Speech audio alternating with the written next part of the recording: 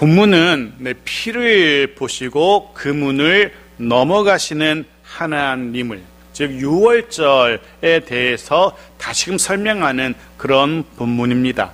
분명 짧은 본문이지만 이 본문의 말씀을 통해서 우리에게 들려주시는 크고 놀라운 하나님의 음성이 들리고, 이 말씀을 통해서 우리에게 베푸시는 깊은 하나님의 은혜가 임하는 복된 시간이기를 간절히 소원합니다. 21절입니다. 같이 읽죠.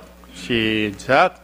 모세가 이스라엘 모든 장로를 불러서 그들에게 이르되 너희는 나가서 너희의 가족대로 어린 양을 택하여 유월절 양으로 잡고, 이미 우리는 12장 1절의 본문에서 애굽을 떠나기 전 마지막 저녁 식사를 위해서, 즉 유월절의 식사, 저녁 식사를 위해서 어떤 음식들을 준비해야 하는지 말씀하시는 하나님의 음성을 들을 수 있었습니다. 어린 양을 준비해야 했습니다. 쓴 나물과 무교병도 준비해야 했습니다. 근데 하나님께서는 이스라엘 공동체를 향해서 이런 것들을 준비하라고, 유월절을 준비하라고 이미 말씀하신 적이 있습니다. 그런데 오늘 본문에 보니까 다시금 하나님께서는 모세를 통하여 또다시 이스라엘 장로들을 다 불러 모아서 이야기를 전합니다. 말씀을 전합니다.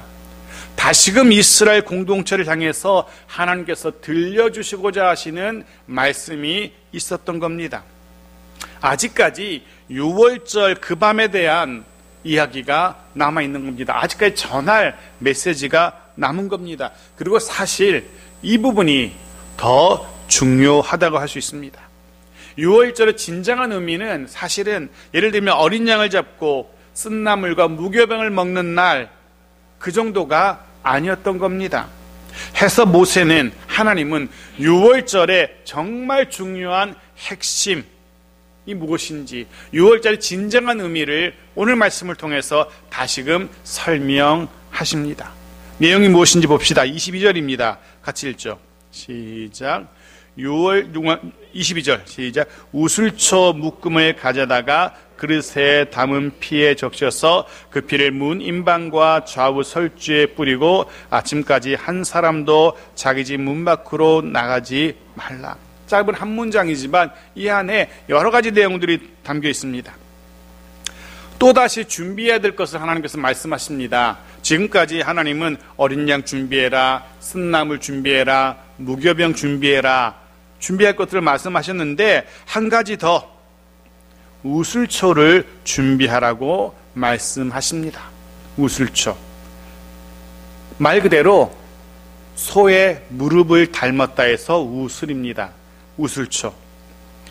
이 우슬초는 사실은 집 담벼락에서 자라는 아주 흔하디 흔한, 사실은 볼품없는, 그리고 별 쓸모도 없는 그런 잡초입니다.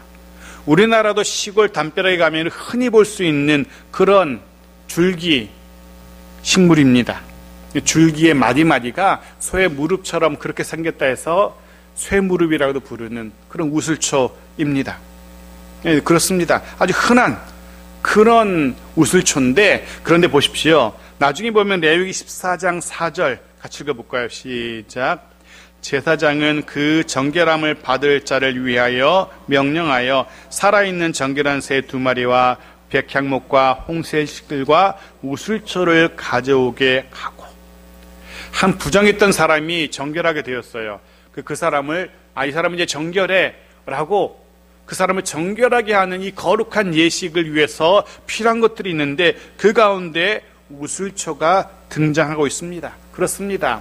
아주 흔한 자풀이었지만 이 우슬초는 유대인들의 거룩한 정결 예식에 아주 귀하게 쓰임을 받습니다. 오늘 본문에도 이 우슬초가 등장합니다. 오늘 이 우슬초는 어린 양의 피를 바르는 그 도구로 사용되고 있습니다. 정말 귀하고도 귀한 도구로, 생명의 도구로 사용되고 있는 거죠. 흔한 자풀이지만 하나님은 그 우슬초를 통해서 생명을 살리는데 꼭 필요한 도구로 사용하시는 겁니다. 그래서 그런 묵상을 해봅니다. 이 말씀을 묵상하면서 이 우슬초가 어쩌면 어떤 면에서는 우리와 많이 닮아 있다라는 생각을 합니다. 어쩌면 우리도 우슬초와 같은 그런 인생인 듯합니다. 흔하디 흔한, 별로 볼품도 그다지 없는, 아무도 주목하지 않는 그런 인생들인지도 모르겠습니다. 아니, 솔직히 그런 인생들일 것 같습니다. 세상 사람들이 주목하지 않는 인생들입니다. 세상 사람들이 별로 귀하게, 소중하게 떠받드는 그런 인생들은 우리가 아닌 것 같습니다. 하지만 하나님의 손에 들려지게 될 때, 하나님께서 우리를 사용하신다면 우리는 얼마든지 귀하게 쓰임받는 그런 인생들 될 수 있습니다. 하나님의 은혜로 세상 그 누구보다 소중하고도 귀한 존재로 바뀔 수 있다는 겁니다. 주변 모든 사람들이 부러워하고 주목하는 인생 될 수 있습니다. 하나님께서 그렇게 하실 겁니다. 특별히 우리의 자녀들 그렇게 하나님께서 귀하고 소중한 존재, 세상에 주목할 만한 그런 존재 되게 하시기를 간절히 소원합니다. 주중에 들렸던 노벨 문학상을 받았던 한 그 여성 작가처럼 온 세계가 주목하지는 못한다 할지라도 그래도 우리 주변 사람들이 주목하게 되어지면 나아가서 정말로 온 나라가, 온 세상이 주목할 수 있는 그런 우리의 다음 세대들 얼마든지 될 수 있다는 소망 가지고 이 말씀을 우리가 대했으면 좋겠습니다. 사도 바울도 이렇게 고백합니다. 고린도전서 15장 8절부터 11절 보죠. 같이 읽죠. 시작. 맨 나중에 만삭되지 못하여 난 자 같은 내게도 보이셨느니라. 나는 사도 중에 가장 작은 자라. 난 하나님의 교회를 박해하였으므로 사도라 칭함받기를 감당하지 못할 자니라. 그러나 내가 나된 것은 하나님의 은혜로 된 것이니 나의 나된 것은, 내가 나된 것은 하나님의 은혜로 된 것이라 라고 사도 바울이 고백합니다. 그는 스스로를 이렇게 고백합니다. 만삭되지 못하여 난 자 같은. 무슨 의미냐면 모자란 자라는 겁니다. 한없이 모자르고 한없이 부족하고 그런 자라는 겁니다. 스스로 생각할 때 그런 자였지만 그런 자신에게도 은혜를 베푸셨고 하나님이 은혜 베푸셨고 정말 귀하고 귀한 사도의 직분을 맡기셨다는 겁니다. 그것이 하나님의 은혜였노라라고 고백합니다. 그 은혜가, 하나님의 그 은혜가 정말 볼품없는 유대인들을, 히브리 민족을 하나님의 백성 삼으셨습니다. 심지어는 애굽의 노예 민족으로 전락해버린, 정말 아무짝에도 쓸모없어 보이는 그런 인생들이었지만 여전히 하나님은 그들을 하나님의 존귀한 자녀로 여기고 계셨습니다. 그리고 그 하나님이 이 시대에 저와 여러분을 그렇게 귀하고 귀한 하나님의 백성 삼으셨습니다. 그 하나님이 저와 여러분을 모든 천군과 천사도 부러워하는 하나님의 자녀 삼으셨습니다. 늘 그 은혜를 기억하며 그 은혜 안에서 살아가는 우리들 모두이기를 간절히 소원합니다. 네, 그렇게 우슬초를 준비한 후 그 다음 저녁에 먹기 위해 잡았던 어린 양의 피를 우슬초에 적십니다. 그리고 그 피를 각자의 집 임방과 그리고 좌우 문설주에 찍어 발라야 했습니다. 그리고 한 가지 더 정말 중요한 것이죠. 아침까지 그 문을, 어린 양 우슬초에 찍어서 바른 그 어린 양의 피가 묻힌 그 문을 나서서는 안 됩니다. 아침까지 그 문을 넘어서 밖으로 나가지 말아야 했습니다. 이게 정말 중요합니다. 왜 그래야 했습니까?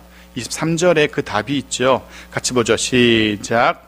여호와께서 애굽 사람들에게 재앙을 내리려고 지나가실 때에 문 임방과 좌우 문설주의 피를 보시면 여호와께서 그 문을 넘으시고 멸하는 자에게 너희 집에 들어가서 너희를 치지 못하게 하실 것임이니라. 아멘. 왜 그 문을 나서서는 안 됩니까? 그 문 밖에는 재앙이, 하나님의 재앙이, 하나님의 죽음이 있었기 때문입니다. 피를 바른 문 밖에는 여호와의 재앙이, 여호와 하나님의 죽음의 사자가 돌아다니고 있었기 때문입니다.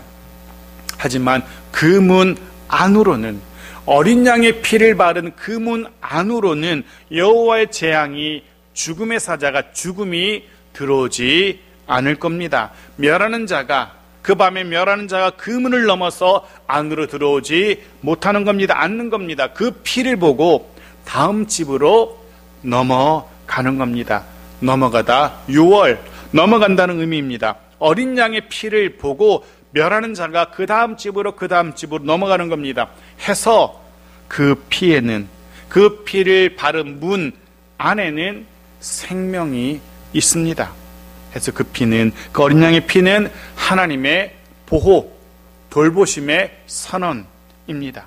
이 집은 하나님이 돌보시는 집이라는 하나님의 보호의 인증이었던 겁니다. 그 피 안에 있으면 걱정할 필요가 없습니다. 그 피 안에 있으면 두려워할 필요가 없는 겁니다. 사방에서 통곡의 소리가 들릴 때에도 그 피 안에 있으면 아무런 걱정 염려가 없는 겁니다. 만약 히브리인이라 할지라도, 만약 이스라엘 백성이라 할지라도, 비록 우슬초에 피를 묻혀 임방과 문 좌우 설주에 바른 집이라 할지라도 그 밤에 밖으로 나간다면 아무 소용이 없는 겁니다. 그 문을 넘어서 밖으로 나가는 순간 그들은 죽임을 당하게 될 겁니다. 이스라엘 민족이라 할지라도. 중요한 것은 그가 누구냐가 아닙니다. 중요한 것은 그가 어디에 머물러 있는가입니다. 그 밤 그 시간에 그가 어디에 머물러 있는가, 그게 정말로 중요한 거죠. 사랑하는 성도 여러분, 스스로 한번 생각해 보십시오. 여러분들은 주중에 어디에 머물러 계시는지, 여러분은 어디에 서 계십니까? 늘 그 피 안에, 우리를 위해 흘리신 예수 그리스도의 그 보혈, 그 안에 머물러 있는 그런 저와 여러분이기를 간절히 소원합니다. 그 안에, 그 울타리, 그 생명의 울타리 안에, 그 안에 생명이 있고 그 안에 은혜가 있습니다. 그 하나님의 생명 울타리, 은혜의 울타리 안에, 그 보호하심의 울타리 안에 머무는 그런 우리들이어야만 합니다. 특별히 그런 우리의 자녀들이기를 간절히 소원합니다. 우리의 가정이기를 간절히 소원합니다. 하나님의 돌보심 안에서, 하나님의 보호하심, 지키심 안에서 살아가는 그런 우리들 모두이기를, 우리의 가정이기를, 우리의 자녀들이기를 주의 이름으로 축복합니다. 자, 24절입니다. 같이 읽죠. 시작. 너희는 이 일을 규례로 삼아 너희와 너희 자손이 영원히 지킬 것이니, 이 일, 6월절의 그 밤 피를 보시고 넘어가신 그 일을 말합니다. 피를 보시고 멸하는 자가 이스라엘 집은 건너가신 그 밤에 그 일을 말합니다. 그 피의 울타리 안에서 생명을 보존하게 되었던 그날을 말합니다. 그날의 일. 그리고 이후로 이스라엘은 이 날을 기념하게 됩니다. 규례로 삼아서. 규례는 변하지 않도록, 잊혀지지 않도록 돌이나 금속에 새긴 내용을 말합니다. 즉 반드시 지켜야만 하는 것이라는 겁니다. 규례는 무조건 지켜야 되는 법, 명령이었던 겁니다. 6월절의 밤, 6월절의 절기는 그런 날이었습니다. 하나님께서 이 시대에 우리에게도 규례로 정하신 것들이 몇몇 있지요. 반드시 지켜야만 하는 하나님께서 정하신 법입니다. 그것은 나의 상태나 나의 선택과 상관이 없습니다. 무조건적인 겁니다. 예배가 그 중에 하나일 겁니다. 예배는 하나님의 규례, 법입니다. 하나님의 백성이라면 반드시 드려야 되는, 지켜야 되는, 나의 형편, 나의 처지, 나의 기분, 그런 것이 핑계가 될 수 없습니다. 어떤 사람이 오늘은 기분이 영 꿀꿀하니까 오늘은 그냥 패스, 이럴 수 없는 겁니다. 왜? 그날은 하나님이 법으로 정하신 날이기 때문에.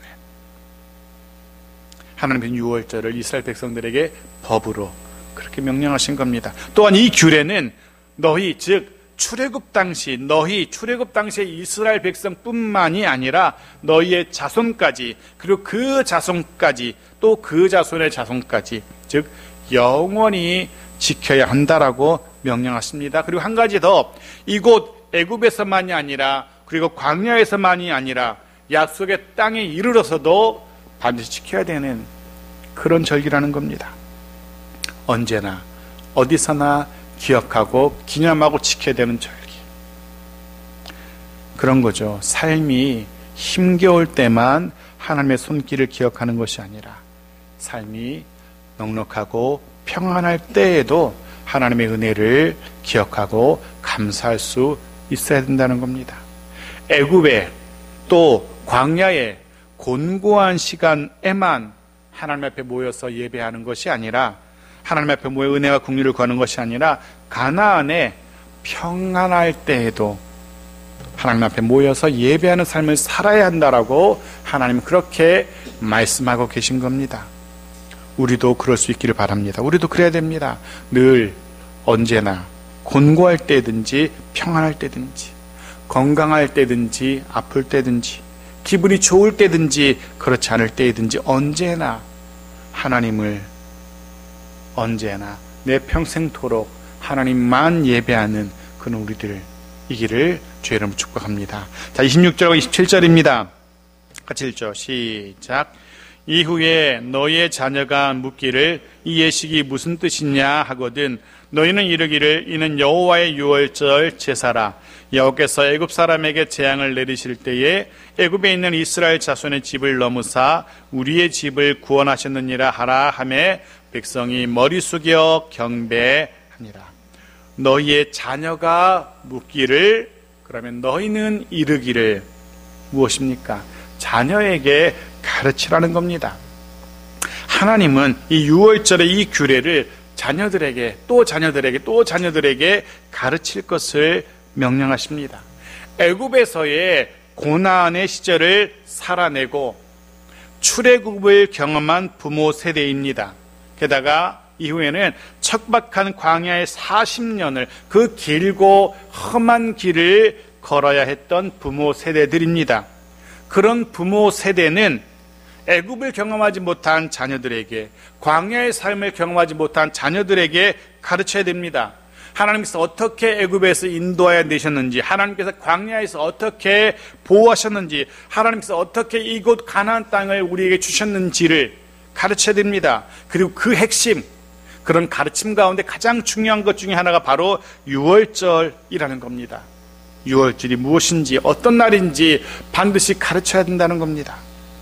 애굽에서 종살이하던 이스라엘을 구원하신 하나님의 은혜를 가르쳐야 했습니다.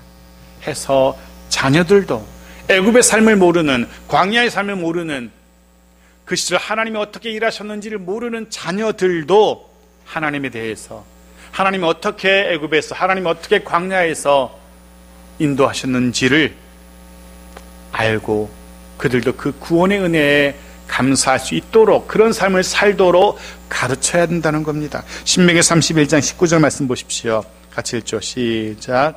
그러므로 이제 너희는 이 노래를 써서 이스라엘 자손들에게 가르쳐 그들의 입으로 부르게 하여 이 노래로 나를 위하여 이스라엘 자손들에게 증거가 되게 하라.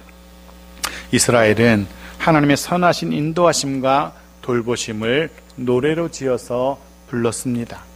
그 노래를 부르면서 하나님의 은혜를 기억하고 그 은혜에 감사할 수 있었습니다.